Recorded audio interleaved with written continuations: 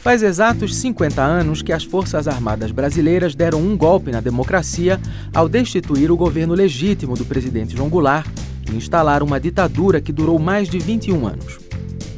Com o fim do regime, a Constituição de 1988 marcou o novo ordenamento democrático. Tanto é que o Brasil já tem mais tempo com democracia que com a ditadura que começou em 64. Mesmo assim, algumas marcas, normas e até leis criadas sobre a lógica do autoritarismo militar ainda valem. É o que revela a pesquisa do professor Gilberto Berkovich sobre direito administrativo. Ele explica como as normas da administração do Estado, decretadas pela ditadura apenas 3 anos depois do golpe, ainda estão em vigor e orientam a prestação dos serviços públicos atualmente. Ele nos conta os detalhes no programa de hoje, da série especial sobre o que resta da ditadura. A gente agradece a presença do professor Gilberto Berkovich, que é da Universidade de São Paulo, professor de Direito Econômico e Economia Política. Obrigado pela presença. Eu que agradeço. Professor, seu artigo coloca uma coisa muito interessante, que é o seguinte: fizemos uma Constituição nova, democrática, né? Mas o direito administrativo, que é o que rege a gestão do Estado, a economia do Estado, é fruto de um decreto de 67, ou seja, um decreto militar ditatorial, né? Quais são as implicações práticas disso, de manter esse decreto na nossa vida hoje no Brasil? Bom, obrigado pelo convite, quero agradecer a você Claro. por estar aqui. E, na realidade, o que ocorreu foi que houve em 67, no primeiro governo da ditadura, né, do Marechal Castelo Branco, houve uma reforma geral do Estado, vamos dizer assim, que era o chamado PAEG, o Plano de Ação Econômica do Governo, que era coordenado pelo Roberto Campos e pelo Otávio Gouveia de Bulhões, que era o ministro do Planejamento e ministro da Fazenda da época. E a ideia deles era reestruturar o Estado, que eles diziam o Estado varguista, o Estado que o Getúlio havia estruturado desde a Revolução de 30, né? E reestruturar esse Estado no sentido de torná-lo mais, entre aspas, eficiente para o mercado. A ideia da reforma administrativa feita em 67 foi justamente tentar fazer com que o Estado favorecesse, né, o funcionamento do mercado, do setor privado, certo, e não aquela ideia que eles diziam que era do Getúlio, tal, de um Estado intervencionista, que atuava em todos os campos, o que na verdade não se concretizou, porque o Estado continua atuando em todos os campos da esfera econômica e social, mas com uma estrutura um pouco mais complicada, que é a que a gente tem até hoje. É uma estrutura que tem problemas de controle, né, que obviamente a ditadura não queria controle nenhum, e quando você redemocratiza o país, mas você vai dizer, tem o Tribunal de Contas, o Ministério Público, a imprensa, mas você tem uma série de dificuldades no controle democrático mesmo da administração, né, seja pelo Congresso, seja pelos partidos políticos, pela sociedade civil em geral, né, o controle da estrutura, do funcionamento da administração. Tem um problema também que foi gerado pelo Decreto-Lei 200, essa lógica da administração estar a serviço, né, do mercado ou do setor privado. Isso vai gerar vários problemas nas empresas estatais, né? As empresas... Vai gerar e ainda gera. E ainda gera. Porque está completamente vigente. Está completamente vigente.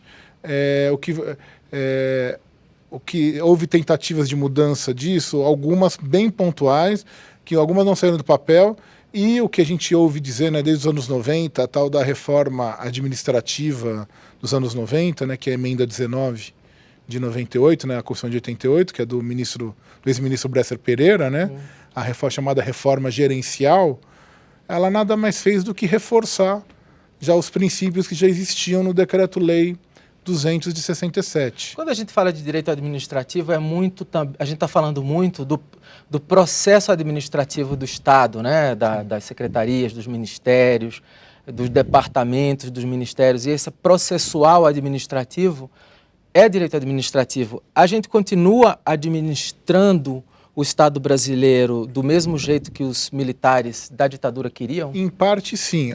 Processo administrativo, procedimento de como o servidor deve se portar, quando você tem que apurar alguma coisa. Licitações, compras, pagamentos. Aí tem legislação mais recente. Por exemplo, a lei de licitações é de 93, ela tem uma série de problemas, né?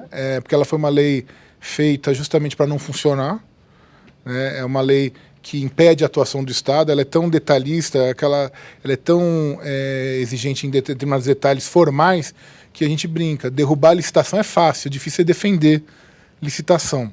Né? E não leva em consideração uma série de aspectos, por exemplo, a questão da concorrência, né? A questão do poder de compra do Estado, tem uma série de questões que a lei de licitações não levou em consideração, e isso atrapalha. A gente vê todo o plano da obra que para, a obra que é suspensa, seja pela Justiça, seja pelo Tribunal de Contas, justamente pelas falhas da lei de licitações. O processo administrativo também vai ter legislação mais recente, quer dizer, de como tem que ser apurado, como tem que correr os processos na administração pública, como tem que ser apurados, por exemplo, as faltas dos servidores. Isso tudo tem legislação mais recente, mas a lógica de funcionamento da administração continua a mesma. É a mesma dos militares. Era a ideia de que você deveria criar órgãos autônomos em relação ao poder central, que tivessem uma lógica de eficiência, uma lógica de mercado. Isso funciona muito com as estatais, mas não só, com determinadas autarquias também. O Banco Central. O Banco Central é criado justamente nessa época, no final de 64, né? A Lei do Sistema Financeiro Nacional, a Lei 4595 de 64, e ela está em vigor até hoje. Foi outra coisa que me chamou a atenção no seu artigo, que o sistema monetário e financeiro, além do sistema tributário nacional, foram criados também nessa mesma época e continuam valendo até hoje. Continuam valendo. O Código Tributário é de 66, está em vigor, na sua maior parte, até hoje. A estrutura tributária da Constituição de 88 é muito similar, praticamente uma reprodução, da estrutura tributária que os militares introduziram em 65. Ainda... Por que você acha que continuou assim na Constituinte? Foi um lobby, foi um medo ou foi uma falta de informação? Eu acho que foi muito inércia, e a grande briga, na questão tributária, a grande briga que houve na Constituinte foi entre os estados, os municípios e a União para ver quem ficava com mais recursos. Isso, para fazer isso, cometeram alguns equívocos, né? Por exemplo, a importância e o tamanho que se deu ao ICMS, que é o Imposto Estadual, Circulação de Mercadorias e Serviços, que hoje é um grande nó da Federação Brasileira. Por que existe guerra fiscal? São a partir dos incentivos que os estados dão do ICMS. Por que você não consegue uniformizar a tributação no país? O ICMS é uma das causas, né? Toda uma série de disputas federativas por causa do ICMS. Não há um consenso. Aí um estado põe a culpa no outro, todos jogam a culpa na União. E o que aconteceu com o ICMS? O ICMS, por exemplo, ganhou como fatores da sua cobrança, fatores de geração, né, como fatos geradores, alguns aspectos, né, alguns elementos tributários tributáveis que não faziam parte dele antes. Por exemplo, existia isso em 67, 65, e antes já na Constituição de 46, por exemplo, o imposto sobre mineração, o imposto sobre telecomunicações, o imposto sobre eletricidade, o imposto sobre combustíveis, chamados impostos únicos, como se chamava. Foram com os recursos desses tributos que se criaram, por exemplo, a infraestrutura do país. Se criou, onde a Eletrobras tirava recursos para fazer a infraestrutura energética, onde a Telebrás tirava recursos para fazer a infraestrutura de telecomunicações. O de combustível era dividido entre a Petrobras e o Departamento Nacional de Estradas de Rodagem. Isso hoje está em cima do ICMS, está tudo que é no estadual, ICMS, né? que é estadual, e os estados não têm a competência dessas políticas. Então, nós temos na nossa conta de luz, na nossa conta de telefone, ICMS. Então, quem que é o responsável pela política de telecomunicações? É a União. Isso também é fruto do sistema tributário feito na ditadura. Feito na ditadura e que foi aí deturpado nesse lado na Constituição de 88, cuja preocupação foi aumentar os recursos dos estados sem necessariamente dividir melhor as competências de atuação. E agora, outro sistema financeiro nacional, o Banco Central, a lógica, o mercado de capitais, foram todos criados durante o regime militar, né? Essa lógica do Banco Central não dá satisfações, praticamente, embora ele não seja independente de direito hoje, e na lei original ele era. Na lei de 64 ele tinha mandato para os seus dirigentes. Certo. Isso mudou no Costa e Silva, né, que é o segundo presidente da ditadura. Ele mudou esse ponto da lei. Mas o que também deu na mesma, porque por mais que ele possa demitir e nomear o presidente do Banco Central, a gente sabe muito bem que o Banco Central é uma verdadeira caixa preta que ninguém controla. Quer dizer, não tem, e a questão não é o controle para gastos, para nada. A questão é que você não tem o controle de transparência, de democracia. Você não sabe o que o Banco Central faz ou deixa de fazer, o Congresso não tem acesso, a sociedade civil aos não detalhes, tem acesso né? aos detalhes, não, e mesmo aos motivos das operações. Um exemplo, o chamado orçamento monetário, que é uma parte do orçamento que é para manter a moeda, né? Esse orçamento monetário ninguém controla, nem o Congresso. É praticamente ilimitado.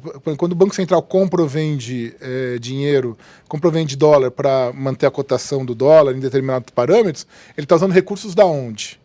Do orçamento monetário. E essa maneira de trabalhar também faz parte dessa legislação lá. Porque não tinha controle nenhum.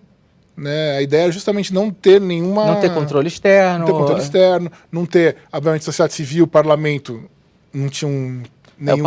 O parlamento maquiado, né? Maquiado, não tinha nenhum motivo para ter esse tipo de controle, atuação, interferência, né? Até, se for o caso, para anular determinados atos que pudessem ser eventualmente lesivos ao interesse público. O Ponto de Vista está conversando hoje com o professor Gilberto Bercovitch, nessa série especial sobre o que ainda resta da ditadura militar no Brasil, mesmo depois de 25 anos de uma Constituição nova. E hoje a gente está conversando sobre o direito administrativo, né, que é o mesmo ainda em vigor desde 1967. Essa reforma do Estado dos anos 90 não reformulou nada. Por quê? O que lhe faz afirmar isso? A lógica dessa reforma dos anos 90, a chamada lógica gerencial, o Estado, o administrador público deve agir como um gerente de uma empresa privada. Isso está presente no Decreto-Lei 200. O Marechal Castelo Branco, quando promulgou o decreto, quando assinou o decreto, na sua mensagem presidencial, ele falava: o Estado tem que funcionar como empresa privada. Ele falava com essas palavras. Tem um artigo, acho que o artigo 27, parágrafo único do Decreto-Lei 200, que diz: a empresa estatal deve funcionar como uma empresa privada. Quer dizer, nessa lógica não mudou nada, é simplesmente... Até porque o gerencialismo é dos anos 60, nos Estados Unidos, na Europa, essa discussão, e já estava em 67. O senso comum pode entender isso como uma coisa boa, né? Digamos, vamos funcionar como uma empresa privada. Mas por que não seria bom? Porque, na verdade, a lógica do Estado é outra. O Estado não funciona na lógica do lucro. E nem para dar lucro para outros, né? O Estado funciona na lógica do interesse público. Por que determinados serviços são públicos e outros não? Por que, por exemplo, fornecimento de água, esgoto, luz, telefone são serviços públicos? Com serviços essenciais para a vida em sociedade. Isso, lógico, muda com o tempo e com a evolução da sociedade. Às vezes você vai ter mais serviços públicos, às vezes vai ter menos serviços públicos. Dependendo até da demografia do momento, né? Mas são serviços que são essenciais para o funcionamento da sociedade. O Estado garante, em última análise, esses serviços. Por quê? Porque não necessariamente eles vão dar lucro. Às vezes eles podem dar... Como o transporte público. O transporte público. O transporte público foi feito para dar lucro? Não foi feito para dar lucro. Ou deveria dar lucro? Não, né? Também não deveria. De uma maneira, fornecimento de energia, o fornecimento ou acesso... Ou se desse, deveria ser reinvestido na própria infraestrutura. E não na geração, no acúmulo de capital pelos donos das empresas, né? Essa é a lógica do serviço público. Quer dizer, fornecer água e esgoto não dá lucro. Certo. Dá lucro em determinadas regiões, não em todas. Mas a obrigação do Estado é porque todo mundo tem acesso aos mesmos serviços públicos e com a mesma qualidade. É a mesma questão da saúde, da educação. A Constituição de 88, nisso, ela é muito clara. Saúde e educação são deveres do Estado. A iniciativa privada pode atuar, mas é sempre de forma suplementar. Ou complementar. Okay. Ela não é a responsável. A gente faz um pequeno intervalo agora nessa conversa com o professor Gilberto Bercovitch, que está trazendo essa novidade, esse detalhe para a gente de como o direito administrativo criado na época da ditadura militar ainda está vigente no Brasil. Até já.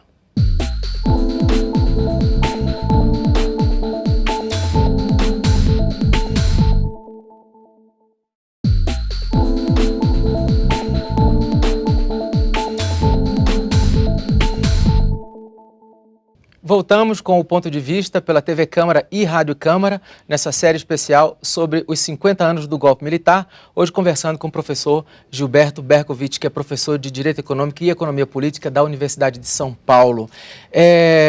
Professor, 6 meses depois do golpe, ali, logo em outubro, né, o governo ditatorial criou uma comissão especial para estudar essa reforma administrativa, né, que então formulou uma lei que foi promulgada em 67, tá certo? Agora, me parece que isso já vinha acontecendo nas décadas anteriores no Brasil, lá desde 1930, com a Revolução de Vargas, que o país passou por diversas reformas administrativas e do Estado.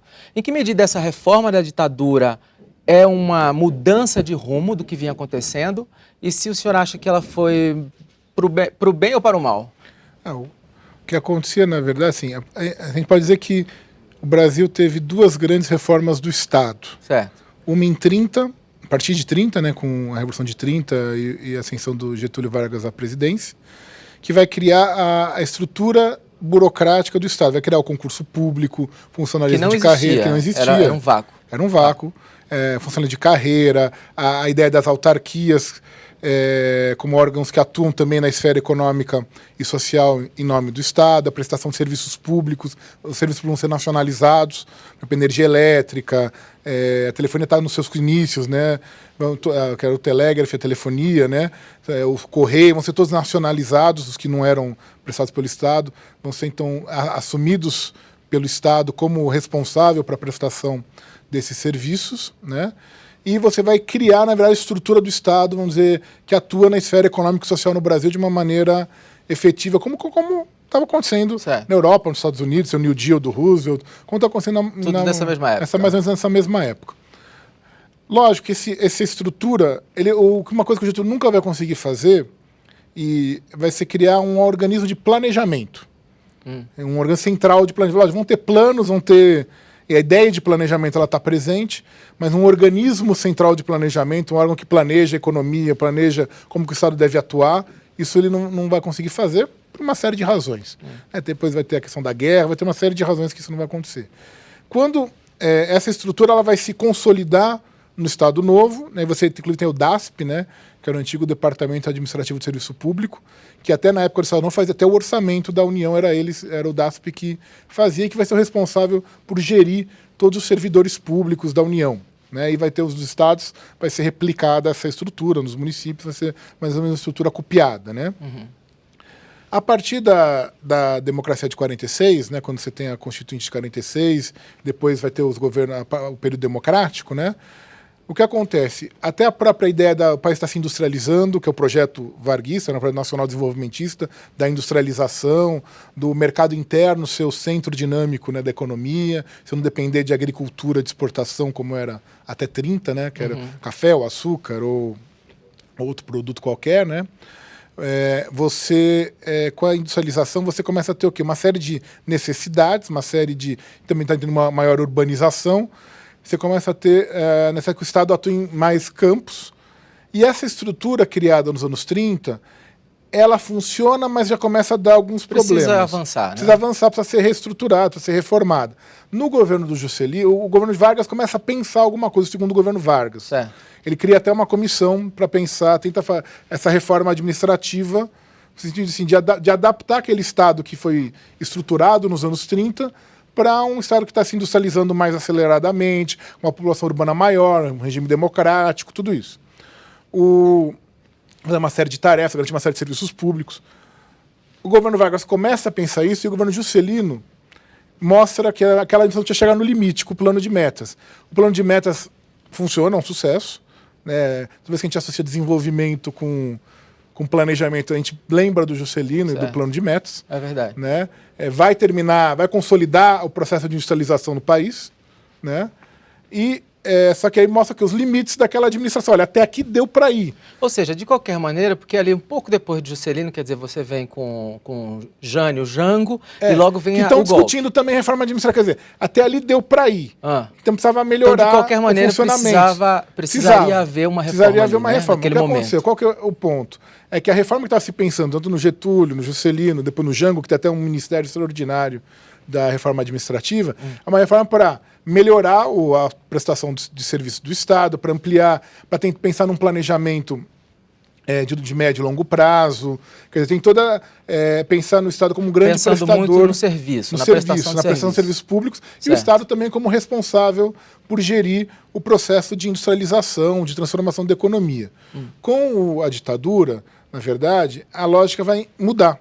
Vai vir, que é a segunda reforma, vamos dizer, do Estado que a gente teve. que é a da ditadura. O PAEG é uma verdadeira reforma do Estado. De verdade. De verdade, porque vai mudar a lógica do funcionamento do Estado que vinha dos anos 30, né, que estava naquele processo do Getúlio, do Juscelino, do Jango. Eles vão mudar. Que é um Estado que presta menos serviços. Ou até que presta com uma lógica mais de lucratividade ou de tentar atrair mais o setor privado. E parece que põe muita atenção também para as empresas estatais que começam a funcionar como empresas privadas. Né? As empresas estatais já existiam desde a época do Getúlio algumas, outras do Juscelino, que vão sendo criadas ao longo do tempo. Mas o governo militar tinha um discurso pró-mercado, mas vai criar um monte de estatal. Por que isso? Porque as estatais... como eles vão acabar com uma série de subsídios de tarifas, de financiamentos que as estatais tinham, por exemplo, o antigo BNDE, que hoje é o BNDES, né, ele financiava a energia elétrica, a siderurgia, uma série de atuações das estatais. A partir de 64, ele é proibido de financiar as estatais, só vai mudar agora recentemente. Então, ele só pode emprestar para o setor privado, ou seja, as estatais perderam uma fonte de financiamento. Vai ter um ajuste de tarifas, ou seja, vai elevar as tarifas dos serviços. Quer dizer, que aí, proibindo o BNDE de investir em estatais, quer dizer... Elas vão ter que achar algum outro jeito de se... Aí há uma ideologia forte aí nessa ação, né? Há uma ideologia e as estatais vão ter que achar um jeito de se financiar até para se garantir. Como elas vão fazer isso? Ou pegando empréstimos lá fora, que algumas vão fazer, várias vão fazer, ou diversificando a sua atuação. É nessa época que a Vale do Rio Doce, por exemplo, a Petrobras, cria um monte de subsidiárias. Então a Vale do Rio Doce vai ter de celulose, de navegação... Para gerar faturamento. Para gerar recursos. Não necessariamente na área central que elas atuavam. A Petrobras a mesma coisa. Quer dizer, então, porque são maneiras de gerar recursos além dos empréstimos para poder continuar atuando, tendo visto que elas perderam recursos aqui. Tá certo. O Ponto de Vista está conversando hoje com o professor Gilberto Bercovitch, nessa série especial sobre o que ainda resta da ditadura militar no Brasil, mesmo depois de 25 anos de uma Constituição nova. E hoje a gente está conversando sobre o direito administrativo, né, que é o mesmo ainda em vigor desde 1967. Professor, na Constituição, na Constituinte, né, de 87, 88, não houve tentativas no Congresso de se revogar esse Decreto-Lei de 67, de propor uma substituição para ele, para a gente não ter essa mesma ordem da ditadura ainda hoje vigindo? Olha, sendo bem sincero, não teve praticamente discussão sobre essa parte administrativa. Lógico, os constituintes elaboraram o artigo 37 da Constituição, que são os princípios gerais da administração pública. É bem amplo, ele trata de uma série de assuntos, ele tenta reforçar a questão da legalidade, da transparência, da moralidade, da igualdade no tratamento dos cidadãos. Ele tenta reforçar essa ideia do controle público. Só que eles não mexem na legislação infraconstitucional. Eles poderiam, após a Constituição... E depois também não aconteceu um movimento? Não, eles poderiam até, após a Constituição, ter revisto. Certo. Não se fez. A primeira tentativa de mudança administrativa, porque eu digo que não foi provavelmente uma reforma do Estado, foi a reforma dos anos 90 do Bresser Pereira, né, no governo do Fernando Henrique. Né, que, na verdade, o que ele fez? Ele criou alguns outros órgãos, como, por exemplo, organizações sociais, OCIPs, que seriam de participação privada maior na gestão dos serviços públicos, né, na gestão pública, criou as chamadas agências reguladoras. Isso que eu ia lhe perguntar, a criação das agências não pode ser um avanço dessa normatização ditatorial? Não, porque na verdade ela funciona com a lógica do Decreto-Lei da ditadura. A ideia de que o mercado que tem que prevalecer sobre o setor público. E nós sabemos, as agências... Bom, primeiro que a agência reguladora é o nome de moda, né, na verdade, porque é a velha e boa autarquia. Né? Ela é uma autarquia como outra qualquer. Ela tem, lógico, pode ter a ideia do mandato do dirigente, que também é polêmica. Tem vários autores que vão dizer que é até inconstitucional. Né? Por exemplo, o professor Celso Antônio Bandeira de Mello vai dizer que é inconstitucional o mandato dos dirigentes das agências. Mas, enfim, vamos deixar essa discussão de lado. Mas ela tem uma outra, mas o fato de por exemplo, uma autarquia, uma agência regular um setor, a Anatel regula telecomunicações, a ANEEL, energia elétrica, não é nenhuma novidade. O Banco Central já fazia isso desde 64, o INSS já fazia isso, a Receita Federal, a SUDENE, uma série de autarquias sempre já faziam isso. Né? O Instituto Brasileiro do Café já fazia isso. Quer dizer, tem uma mas série... Quer dizer que não teve... O senhor não conseguiria indicar nenhum avanço concreto? Não, até porque ela tem um problema a mais, talvez. Porque quando ela na verdade, ela é capturada pelos interesses do setor que ela deveria regular. Isso nós vemos todos os dias, né? A dificuldade da Anatel, da ANEEL, de outras tentarem lidarem com o setor privado. Na verdade, elas acabam sendo muito mais representantes ou porta-vozes desse interesse privado, né? A depender de quem está dirigindo, momento, quem faz parte do conselho deliberativo, do que propriamente órgão de defesa do interesse público. Fora outras coisas, como uma teoria da jabuticaba, que é por exemplo, a ANP, a Agência Nacional do Petróleo. O petróleo é monopólio do Estado, continua sendo mesmo depois da reforma de 95 do Fernando Henrique. O petróleo continua sendo monopólio da União. O que mudou foi que a Petrobras antes era a única empresa que podia atuar no setor de petróleo, e com a reforma à Constituição permitiu que o governo pudesse, eventualmente, se quisesse, contratar outras empresas além da Petrobras. Aí você cria uma agência reguladora, a ANP, para um setor que é monopólio do Estado. Quer dizer, não faz sentido nenhum. O setor que é de um só... parece um pouco sem lógica. Né? Não tem lógica. E toda hora ela entra em choque com quem? Com a Petrobras, é óbvio, porque ela, no fundo, ela tenta limitar a atuação da Petrobras, né? E nem sempre dá certo. É que parece que tem circuitos que não se fecham, né? Circuitos que não, exatamente. Tá bom. É interessante aqui, está aí a opinião e o ponto de vista, né, do professor Gilberto Bercovitch, que é professor de Direito Econômico e Economia Política da Universidade de São Paulo. Nessa série especial que a gente está fazendo sobre os 50 anos do golpe militar, ainda resta muita coisa aí para ser reformada, reformulada, revogada, modificada. Professor, muito obrigado. Eu que agradeço. Aqui no ponto de vista. É sempre bom poder chamar a atenção para esses pontos. A Constituição de 88 ela muda muita coisa, mas ela mantém também muita coisa. Então, a ruptura dela com o regime ditatorial não foi completa. Pelo contrário, muita coisa ficou. E a estrutura administrativa, a forma de atuação do Estado é uma delas, né? E nem sempre a gente se dá conta disso. Tá, ok, muito obrigado pela presença. E a você, obrigado por nos acompanhar aqui pela TV Câmara e pela Rádio Câmara. Se você quiser recomendar este programa para um conhecido, um amigo que tem interesse pelo tema, basta enviar o link que você encontra no www.tv.câmara.leg.br/ponto de vista. Até o próximo programa dessa série especial sobre os 50 anos do golpe militar no Brasil.